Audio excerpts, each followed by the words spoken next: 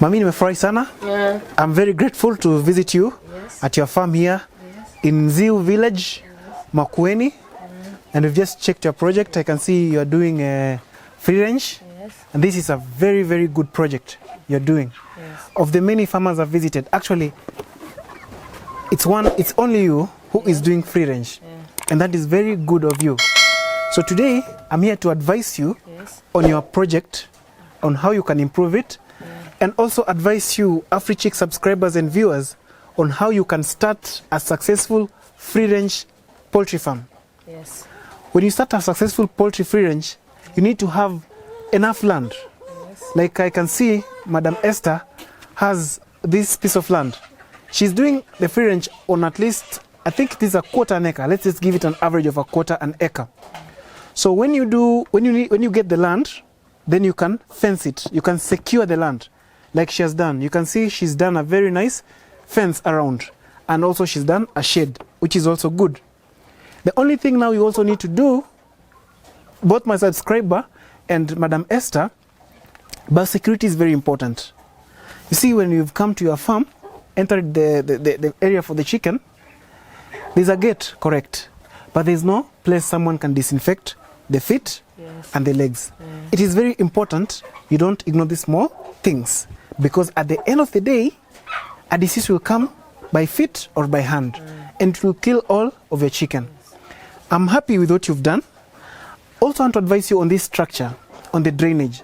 You find that when there's a storm or there's a lot of rain and it rains, you'll find that water will get inside the structure. So I'll advise you, like here at the door, if you can at least do 2 courses or 1 course or just half course of, let's say, stones, so that water can't go in. Instead, water can follow the trench. And then don't assume that because it's free range, you have done the structure and the fence, the chicken can just stay inside at night and come outside during the day. Where the chicken are sleeping, like here, it's very important that here you need to have wood chips, the bedding. You can just come in, you have the bedding so that the chicken don't sleep on the floor. When the chicken sleep on the floor, they get pneumonia when it's very cold. And that's when you'll find that your chicken are having difficulties in breathing. You lose your burden in terms of pneumonia. Also, when the chicken stay on the floor directly, when they droop or when they poop, you find that they are poop cakes. Like you can find here, this is poop, it has caked. So the chicken come in contact with their stool. And also, that is wrong because it brings diseases. But the structure is very excellent. I like it. The other problem is this. You can see here, pests can easily come in. Let's say mongoose. They can climb here, get inside, and kill your chicken. So I want you to make your structure be rodent proof. Mongoose and things like rats should not be able to enter, because you know rats eat the feet of chicken. I'm sure you have ever had a challenge to do with the pests coming from outside. So please, you have a very nice flock, the 400 birds, like you told us in your story, and I would wish you to maintain that flock up to market level.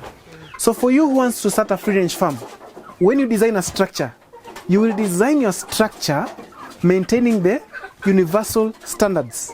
Just build a chicken structure or a chicken coop as though you want to keep chicken for deep litter, or you want to keep chicken for cages, protecting the birds from any predator from outside. All right? And that is good. You've done something. It's only that you need to keep improving. So maybe now when you're doing the free range, you don't put the feeders like these ones inside the structure. Always maintain them outside. So maybe you can just keep walking and keep seeing. This is very good. You have tried to maintain cleanliness outside.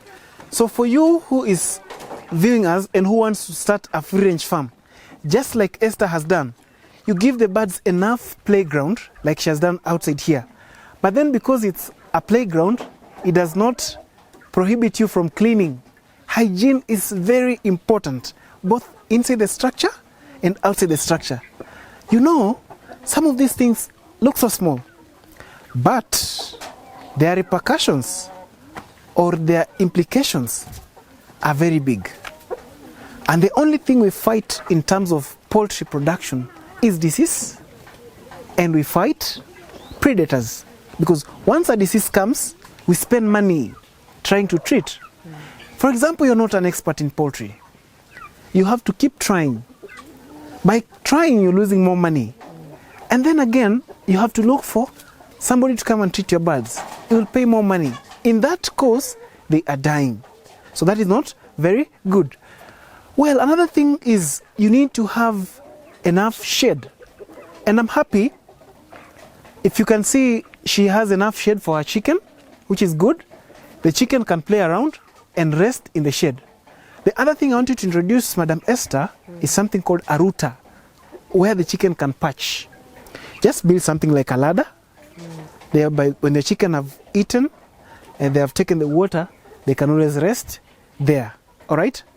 Don't assume that because the chicken are free range, you can have your drinkers like this one here. You can see the drinker is just right on the floor. So if you look around this drinker, you find that there's water spillage. Try to buy a drinker that has got a handle on top, whereby you can tie a rope on the drinker. Then you can hang your drinker somewhere like here, you know, so the drinker hangs just there. The chicken can drink water while standing, so that the water cannot spill and you lose much water. Very good of you is also the types of feeders you're using. Because you're not able to suspend your feeders, you've used feeders that are a bit raised. But if you ever get an opportunity, what happens is you will dig a hole here and a hole here. You put a post here and a post here. Then you put a rope on top, or you put a piece of timber on top. So this one, you use it for suspending or hanging feeders and drinkers. So you can do it at an interval. Let's say here and then another 5 meters, you do another one. Another 5 meters, you do another one. Don't always put your feeders on the ground. And don't put your drinkers also on the ground. Very important, and another challenge with free-range farming is disease. Diseases come from outside. You can see here you have trees. Also, birds will come. Let's say wild birds. They rest on the trees because they want to feed on your feed. And in that course of feeding on your feed, they bring in diseases, especially a disease called coryza. Coryza is a headache. And you see doves, they are the main carriers of coryza. Coryza, actually there's a disease I've just shared the link above. You can see much about coryza. It's where the eye of the bird swells, and then when you press it, something comes out like pus, kama uza. Sijui kama umewahi kuona hiyo. That disease is mostly transmitted by flying birds. So you can try your best also and control the flying birds. Just by the person who is working here, always try to check and ensure that the birds are doing that. The foreign strange birds are not coming in. Well, I'm very happy to see what you're doing, and I'm very happy that all this far you are trying to do something different from other people. So if you want to start a free-range farm, just like I've said, you need to have enough land. You need to do a structure whereby the chicken can rest at night. The structure should be rodent-proof. The structure should be disease-resistant or disease-proof. The other important thing, you need to have good drinkers and good feeders that can be suspended outside. And that will take you somewhere. I'm very pleased with what she's doing, and this is just her and on another level. Maybe we can have a conversation as I feed your chicken and see how they're feeding. So you told me you feed them 3 times a day? Something like that. And that is very good of you. I can see they are very healthy. You can see they're having, so you can imagine how they're eating if we had suspended this drinker, this feeder, and raised it up to somewhere here. Let me just raise it up. You can see they can still eat very comfortably. and you will not have those spillages. So when you suspend it and they eat, it keeps dancing like this. They cannot be able to sit here on top. And then you will not have spillages like this one when it's down on the floor. So I think you get the sense.